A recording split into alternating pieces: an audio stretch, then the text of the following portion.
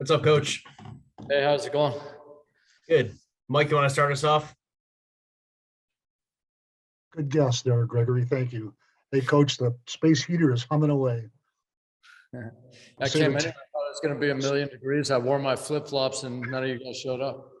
How about you? Hey, Coach, you've had some success on trick plays or whatever you want to call them on special teams.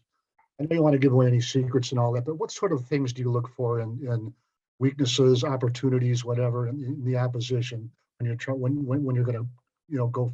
Are there like tells, maybe the way a guy's lined up differently on a different play or something like that? Yeah, I would say, without going too much into I get it. detail about it all, but I would say that, there's a handful of things you're looking for. Number one, obviously, like for us last week, throwing the football, the first thing you have to have is a punter who can actually throw the ball.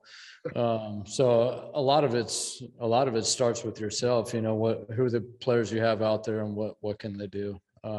So I'd say that's number one. And then obviously you have to have certain looks. They could take some things away, with different looks. And so you have to have the look on. Sometimes we call those plays and have to take them off. That's happened a number of times throughout the course of the season. And then sometimes you call the play and the look's there. And then sometimes you call the play and the look looks a little bit different than you thought it would. And then usually we take it off in that situation, which has also happened a couple of times. But yeah, it's hard for me to get into real specifics with you for obvious reasons, but I hope that helps. Yeah, would you look at the overall scheme or maybe an individual or a combination of both? Who might give you an opportunity? Do you look at the overall scheme that you're going against, or do you look at maybe an individual in that scheme who might be giving you an opportunity?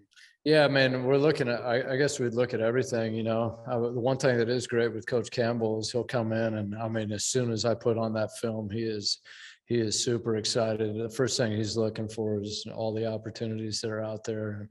Hey, what do they do when you look like this? What do they do when you so he goes through all the film with us and he does a great job with that. And obviously, from my standpoint, the player's standpoint, we're just fortunate that, he likes to be aggressive and gives those guys a chance to make a play and affect the outcome of the game. So it's been good that way. All right, cool, man. Thanks a lot. Yep. Tim? Hey, Dave, how you doing? Great. How's it going? Good. I got kind of a broad special teams question for you. Past years, a guy like Jalen Reese-Maven has been kind of pigeonholed as a special teams guy, given a little opportunity on defense. But this year, obviously, given much more of an opportunity on defense, and he's shown that he can really, play well on defense. Just what is it about special teams and being a really good special teams player that maybe relates really well defensively and offensively on that side of the ball? Yeah, that's a great question. I would say that, there's probably a number of things. Number one, I think to be really a really good special teams player, you have to be really passionate about the game. Those plays aren't always the most exciting plays, and it takes somebody who loves the game to run down there a million miles per hour on kickoff with somebody coming possibly from your left or from your right, not knowing where they're coming from and being fearless. And a lot of the plays are unselfish plays. There's a lot of things that go unnoticed. Those guys don't get a lot of attention. So the guys that really excel at that genuinely love the game and are passionate about it, which is probably the first step to being good in this league at any position. And then on top of that, I always say we're looking for the same players. The special teams coach and the defensive coaches are really looking for the same players. Just to throw you back, this is a long time ago, but when I got to San Francisco, we had this guy named Pat Willis, and he was on our kickoff return team, and he was incredible. And we were like, golly, this guy's great. And then he ran down on kickoff, and it was like, oh my gosh. And this was in the preseason. And then we quickly realized that we won't be playing with him anymore because he's going to be a defensive starter, and he was gone, but I always say, I'll take any defensive starter and play with those guys. No problem. Now we don't get those guys, but, and that has its benefit too, because we don't get some of those guys. So the guys we get have a chip on their shoulder, and they got a little edge, and they want to prove themselves, and they're hungry, and maybe they haven't been given everything, and maybe they wanted the high draft pick. And so they have extra motivation and incentive, which I also think goes a long way. Thank you. Dave? Hey, Dave, just to stay with that line of questioning real quick, I guess, specifically as it relates to Jalen. he is a defensive starter now, and he wasn't really up to this point of his career. I was just wondering if at any point, when you got your hands on him, when you started working with him, did he express that to you? Like, hey, I want to be a starting linebacker, and maybe that the evolution of him into that role, I guess. Yeah. I don't know like all the specifics, but I feel pretty comfortable in saying that. I think when we re-signed him this offseason, I believe, and when we did that, I think that we had re-signed him with the idea that he was going to get some opportunity to play some more defensive football for us. And I think we thought he could help in that way. And then, just by the nature of the way things played out, that ended up maybe being more than initially thought maybe. It's just a reality in this league. I mean, these guys who are really good players on special teams are probably the next guys in on defense or offense. And so inevitably these guys get their opportunity. I would say from my standpoint, it's really exciting to see those guys get an opportunity and they go make the most of it like he's certainly done, because those guys have dreamed about doing that probably for a long time, but in the meantime, they've been unselfish and they put that on the back burner, and they've just been team players like he has for a long period of time. He took pride in his work on special teams. He obviously played at a high level.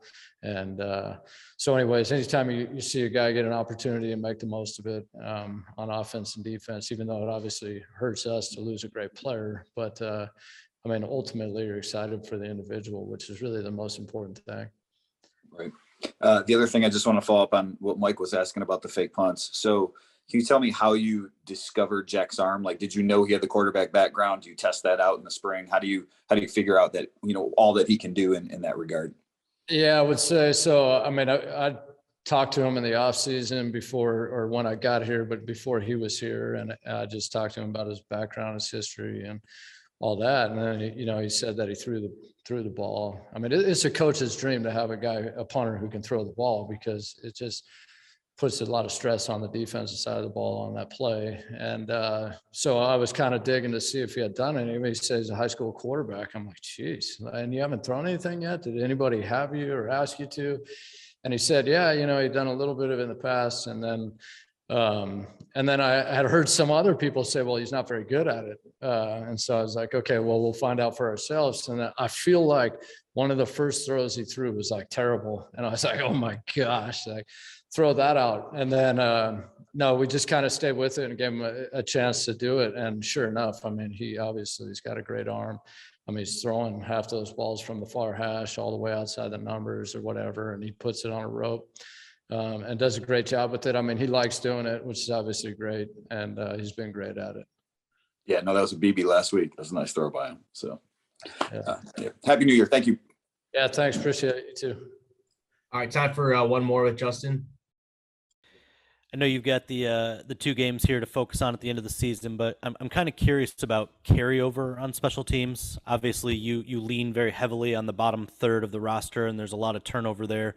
I don't know how much you want to admit it, but a lot of success with your groups this year. How do you sustain that year to year? Is it a complete reset for a special teams coordinator each season? Yeah, I really do think that when you're coaching special teams, it's probably a complete reset, really, because, it's just you're trying to make the most of the parts that you have. And in order to really do that, I think you got to adjust a lot of what you do. There's a lot of general concepts that'll stay the same. I obviously have a strong opinion on certain plays and the fundamental principles that have to be executed in order for you to execute at a high level with. But I would say at the end of the day, you're really basing everything you do off the players you have. And really that makes like weeks like right now or last week or all this COVID and guys coming up and down late in the season, a challenge, because you're trying to put the best plan together for the guys that are out there, and those pieces keep moving, and really the opponent's pieces keep moving. So it's hard to come up with some of the best plans at times. But that's also the fun of the job is kind of redoing it and seeing if you can, repeat it or make it better. And I imagine it's very valuable to carry over at least some core guys from season to season, whether it's a guy for you like Pittman or maybe Reeves Maben in the past for coordinators here before, just to have those guys that kind of set the tone for the whole unit. Yeah, I would say as a coach, what you really want is just a lot of great players to come back. The more great players you have, the better off you're going to be. I'll see if we can get you Pat Willis back. Yeah, right. That'd be great.